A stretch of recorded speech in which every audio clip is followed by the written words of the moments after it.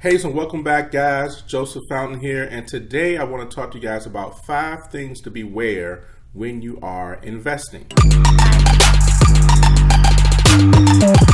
So one of the areas that people are looking to really learn more about is investing, especially nowadays with all the new things that we have out, the new apps, the new technology that's around it. It makes it easier for people to invest. But one of the problems that people are facing is not necessarily the technology or being able to put money into an account to start investing, especially nowadays when you can, start with a little bit of money. Over my years of investing, I've learned that the reason why most people hold back, including myself when I was learning how to invest, is for some specific reasons. So for those of you that are investing or starting or looking to get invested and you're excited, here are 5 things to be aware of that could pretty much just take you out of the game. So number 1, fear. Now fear is a big one. One of the things that I often tell people is whatever it is that you fear, just learn more about it. And immediately you'll start to see the fear lift. Because people are not used to investing, more so because, we were never taught how to invest in school, but that's another subject. The whole concept of investing your money seems so foreign and so far-fetched for a lot of people. So typically in those instances, what do people do first? They have a little bit of fear, some anxiety around it because they're not too sure what's going to happen and they're afraid of it. Meanwhile, we eat lots and lots of junk every single day, and we never consider the risk or have any fear about that. But because it's something that we're just not used to, we have learned to fear. Now, when you're investing, you'll find out that there's really not a lot to be concerned about. Really, it's really not fearful at all, and it's more simple than anything. It's just you have to start to increase your learning. So just like if you're watching this video, which I appreciate it, but also just watching other videos that may be on YouTube, as well as Googling, taking some time to actually learn about, how to invest your money, learning the ins and outs, learning like what does this word mean. If you see a word that you don't understand,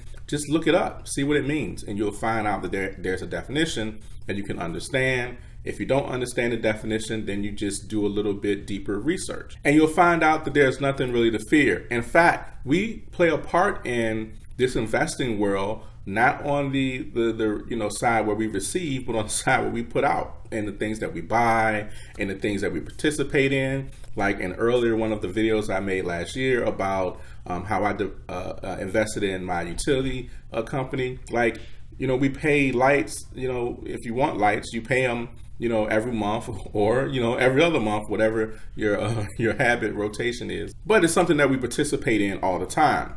So there's another side where you can actually get in on some of those profits and those profit shares and stuff like that through the form of investing. So we're already involved in it. We're just normally on one side. So like I said, learn more about it and you'll find there's nothing to fear. Number 2, the media. Oh man, the media is a big one. The media pumps out the most dramatic headlines ever.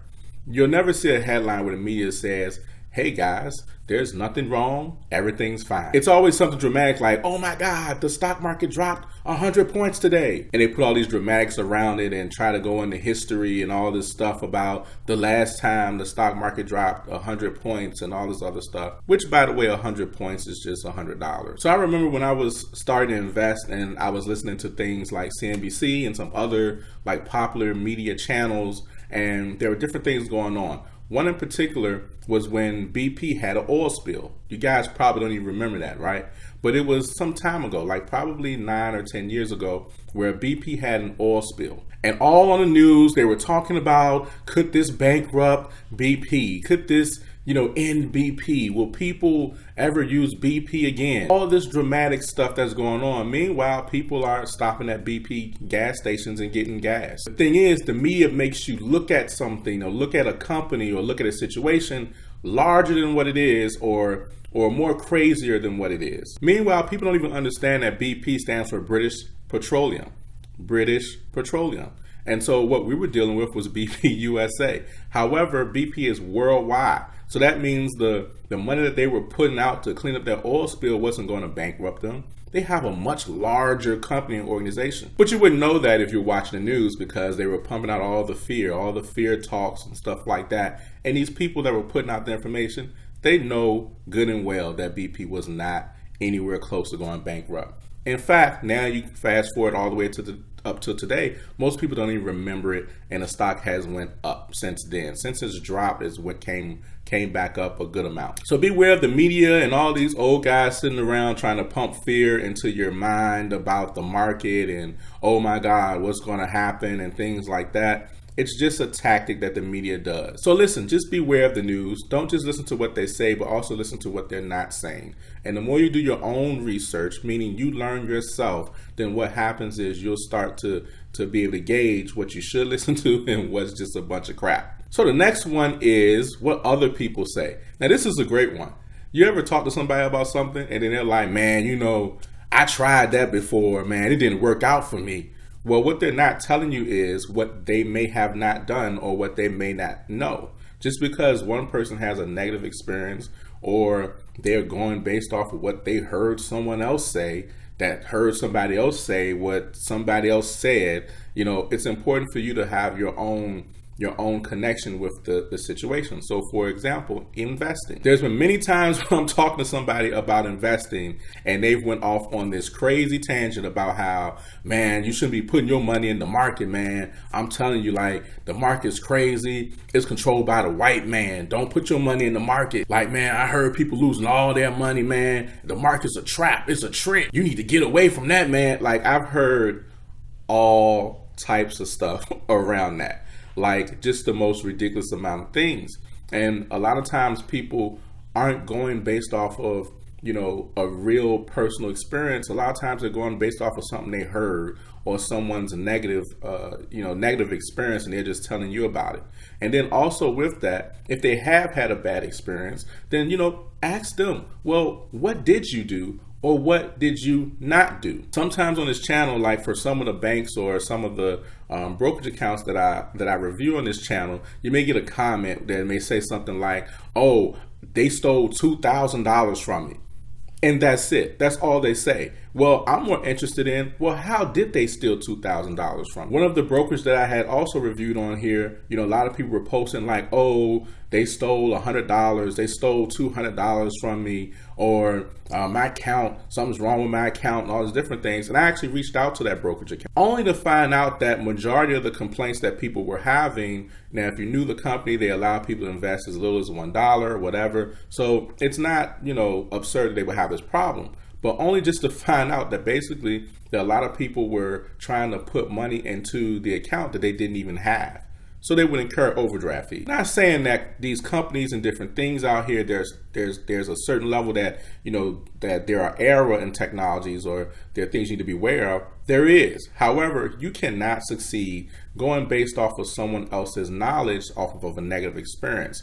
You need to learn yourself. Learning yourself will be a big key in you really being able to shape, you know, your investment knowledge. It's not hard to learn. It's just simple. You can learn one little piece of thing every single day, just like you watch the funny videos online now. Number 4, watching out for shiny objects. Now, the shiny object syndrome is basically like where you can be going along doing something and then it's all of a sudden it's like, oh, squirrel. I'm sorry, what was I saying? I got distracted. Basically, some of the most recent forms of that shiny object, like where it attracts you to it as if, oh my God, you're going to make wealth instantly. One of the most recent examples is cryptocurrency, Bitcoin. We heard of that, right? Now, I'm not saying anything negative about Bitcoin before all the BitConnect and cryptocurrency fiends get on this video and start saying all this other stuff. I'm using it for an example because this is just really happened. So Bitcoin got to a place to where everybody was pumping it and everybody was like excited about it. Like, oh, you need to put your money in.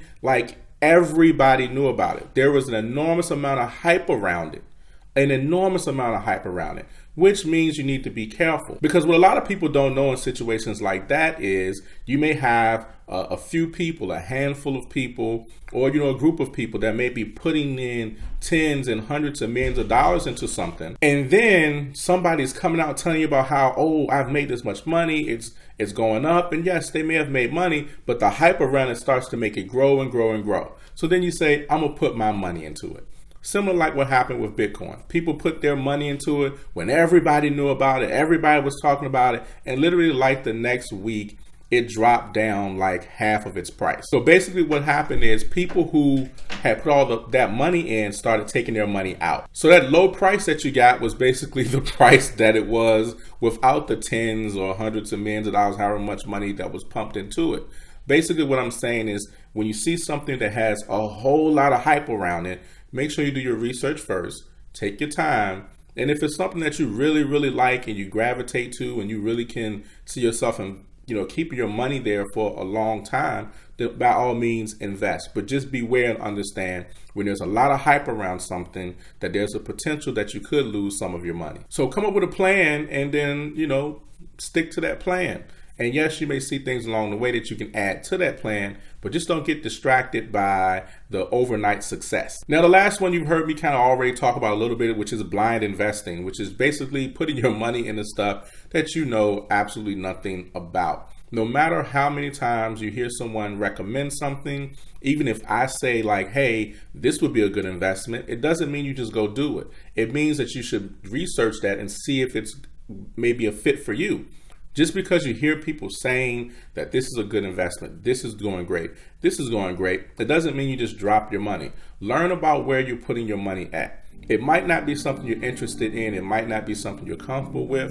And if it's something that you don't understand, you just want to be careful with it because, things can happen, things can change, and you not really know how that can affect your money. So whatever you do in the investment or even in the finance world in general, make sure you learn something about it. Hey, so I hope that has been helpful, guys. As always, to the next video. Peace.